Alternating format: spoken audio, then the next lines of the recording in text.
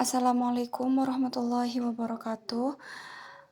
I will introduce myself first. My name is Resti Indriani. I'm from the 6th semester of English Education Department.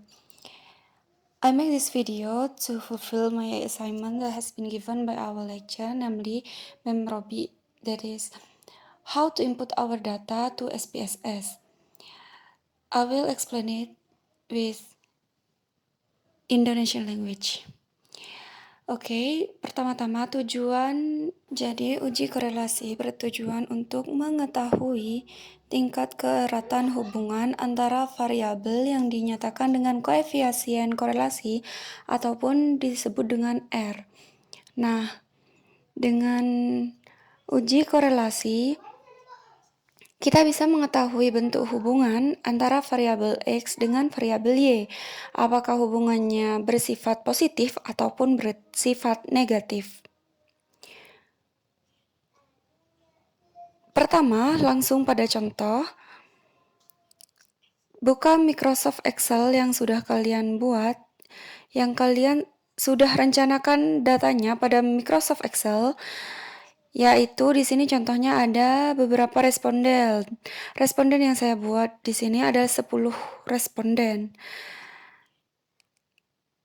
Dan setelah itu antara 10 responden tersebut cukup kalian copy 10 responden yang ada di sini lalu dimasukkan ke dalam SPSS. Dan jika sudah tercopy dan dipaste ke SPSS, jika telah kalian paste di aplikasi SPSS, kalian letakkan di sini. Lalu, ketika sudah muncul kolom 10 responden tersebut yang sudah tertera pada SPSS, kalian mengeklik variabel view. Nanti karena di sini tampilannya bukan seperti ini, karena saya tidak bisa menginstal aplikasinya, jadi saya mencoba menjelaskan backgroundnya saja seperti itu. Setelah kalian mengklik variabel view, di bawah akan muncul 2 kolom, yaitu pertama yang di sini dan yang kedua di sini. Nah, pada kolom pertama kita ganti dengan X dan kolom kedua kita ganti dengan Y. Seperti itu. Pastikan ketika kalian mengetik variabel view, ada banyak poin dalam variabel view. Pastikan desimalnya 0. Dan pada label, kita beri apa yang telah tercantum sebelumnya. Misal, di sebelumnya X dan Y. Jadi pada label itu, tulis pada label pertama X dan kolom kedua Y, seperti itu. Dan setelah itu, cara bagaimana untuk menginput data ke dalam SPSS UJT korelasi? Yang pertama, klik Analyze, yang di sini Analyze. Dan setelah itu, akan muncul beberapa perintah, beberapa poin. Nah, seperti itu. Setelah kalian mengklik Analyze, akan muncul beberapa poin. Dan kalian cukup pilih yang bertulisan correlate. Correlate untuk UJT korelasi. Nah, setelah kalian memilih correlate, juga akan muncul kolom pilihan, tapi Dan di kolom tersebut kalian memilih divariate. Dan setelah kalian memilih divariate, akan muncul dua kolom. Cukup kalian pindahkan kedua variabel tersebut ke sebelah kanan. Nanti akan ada perintah ketika kalian mengeklik divariate akan ada dua kolom. Kalian cukup memindahkannya kedua variabel tersebut ke sebelah kanan. Yang di awalnya ada di sebelah kiri, dipindah ke sebelah kanan. Dan setelah itu kalian klik OK. Ketika sudah memilih OK, nanti akan muncul data correlation-nya. Hasil dari 10 responden tersebut. Maksudnya nanti data yang telah diinput ke SPSS pada contoh uji korelasi akan muncul dengan sendirinya setelah kalian mengklik tombol OK. Mengklik OK.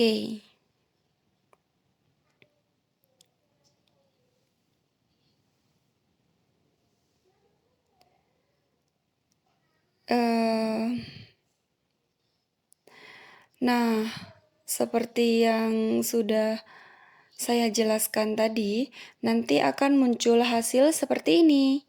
Ini hasil dari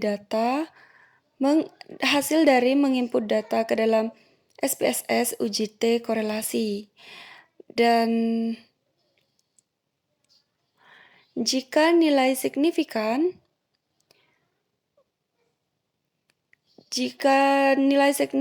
kurang dari 0,05, maka hal tersebut disebut berkorelasi. Dan jika lebih besar dari 0,05, maka hal tersebut tidak berkorelasi. Lalu saya akan menjelaskan bagaimana cara menginput data UJT dependent. UJT dependent termasuk pada kelompok parametrik, yaitu harus memenuhi syarat bahwa difusi datanya harus benar. Langkah awal untuk menginput data ke dalam SPSS itu caranya sama dengan langkah ketika menginput data uji korelasi. Hanya saja bedanya terletak pada pemilihan poin analyze. Jika pada UJT korelasi, pada analyze-nya kita memilih correlate, maka pada analyze UJT dependent adalah kita memilih comparement di sini. Nanti juga akan ada kolom. Di pinggir akan ada kolom. Kita tinggal memilih kata akhir sampel dites. Maka otomatis nilai yang di output ke dalam SPSS akan muncul juga seperti yang telah dijelaskan pada UJT korelasi.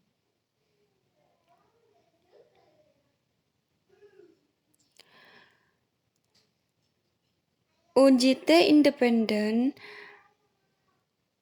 hampir mirip. Jika dalam UJT independen ini sangat mirip dengan UJT dependen. Hanya saja yang membedakan adalah kelompok datanya. Jika dependen kelompok datanya itu berkelompok, jika dependen berkelompok, independen itu sebaliknya, yaitu tidak berkelompok, jadi individu. Seperti itu.